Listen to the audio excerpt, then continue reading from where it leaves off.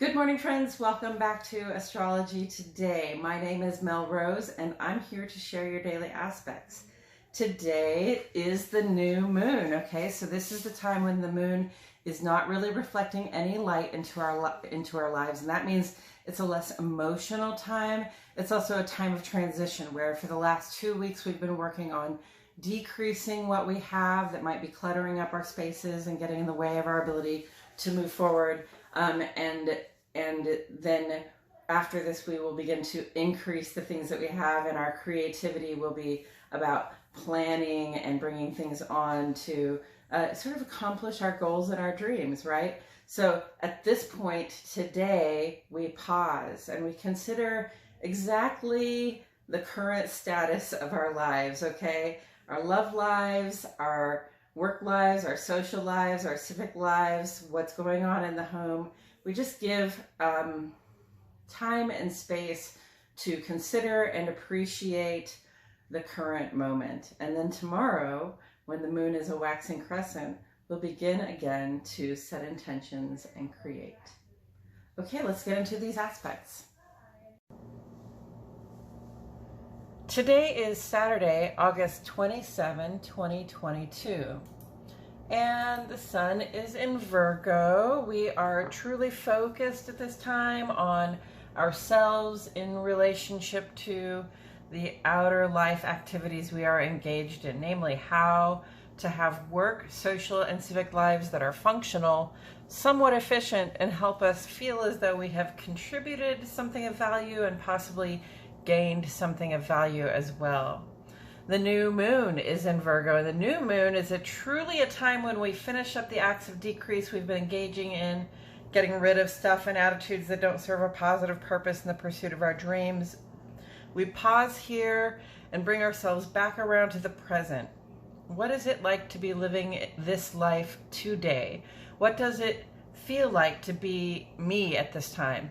There's a rational edge to the new moon that helps us articulate what's going on the inside without having to get too emotional about it. Mutable Earth across the board, friends. We are likely feeling very focused, present, rational, and somewhat impatient to get to work.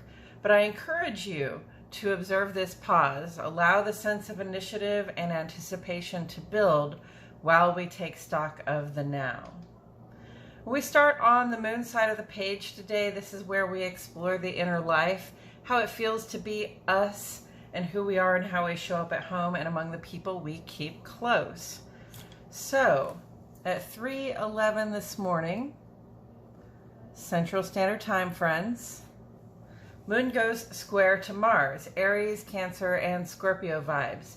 Did I say something about impatience? I have a feeling a few of us may find ourselves up earlier than usual. There may be something we are excited about getting to, and we have a strong desire to do so. Just be aware that sometimes with the square aspect, we can come across as irritable, impatient, or pushy, and these behaviors can slow us down in our pursuit. There is one fresh aspect on the sun side of the page today. This is where we explore our experience and self-expression out in the world in our social, work, and civic spaces. So just after that moon goes square to Mars at 3:17 this morning, sun goes conjunct to moon, Leo, and Cancer. This is the aspect that indicates the culmination of the new moon. This is the transition point.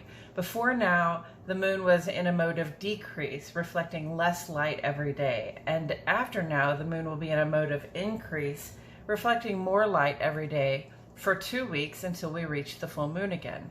The conjunct energy here, right there, can make us a little intense as we take advantage of this opportunity to pause and get our bearings in both the personal and the cultural life.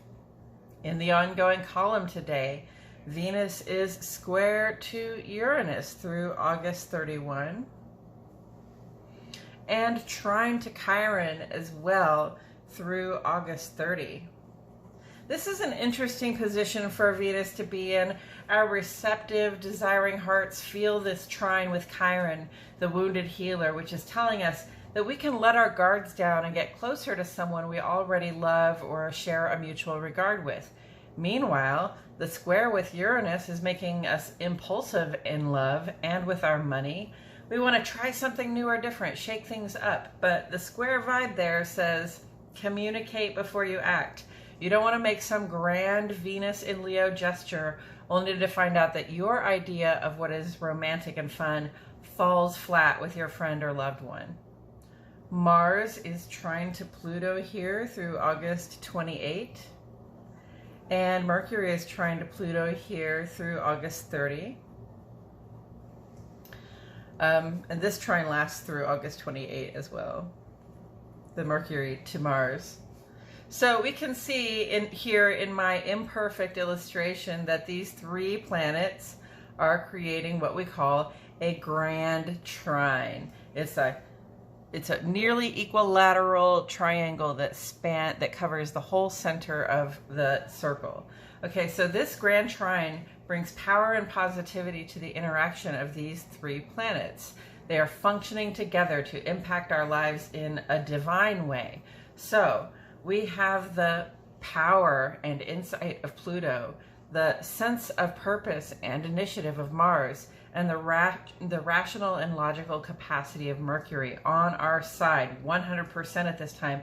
And we can use this opportunity to consciously and actively make changes that will ultimately result in transformation in our lives to something that looks more like our perceived best version of ourselves. Mercury is opposite to Neptune through August 28 here. Where is that? Right there.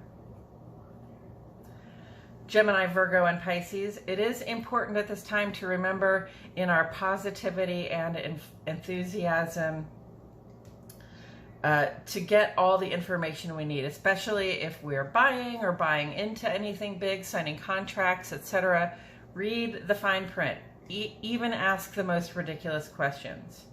Our current retrogrades here are all lined up on one side of the wheel, causing some clear pushback against the regular trajectory of the planetary energies. The ripple effect here gives us a cause to reflect and reassess how we work with the energies of these retrograde planets. And with so many retrograde at this time, suffice it to say, we're all going through a lot of personal changes, upgrades in perception, commitment, and capacity that again will ultimately result in transformed lives. Coming up tomorrow, Sunday, Venus is opposite to Saturn, and we may have cause to wonder whether the love we feel can be brought to mesh with the practical realities of our lives. Then next week on Tuesday, we will discuss the Sun's quincunx with Jupiter and, don't tell me what to do. And then next Saturday, I didn't draw it in here, so I'll draw it right now.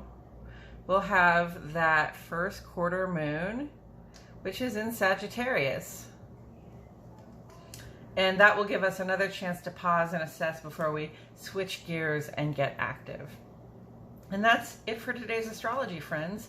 Thank you for tuning in. Please like my video, subscribe to the channel, click the notifications bell. I post here every day, and I wouldn't want you to miss a thing. For a longer, less formal version of this reading that includes further insight from Tarot, please check out my other channel, Astrology Today and Tarot with Mel Rose. The link is in the description.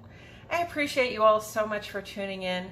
My love and gratitude go out to each and every one of you. And I will see you all back here tomorrow for more Astrology Today.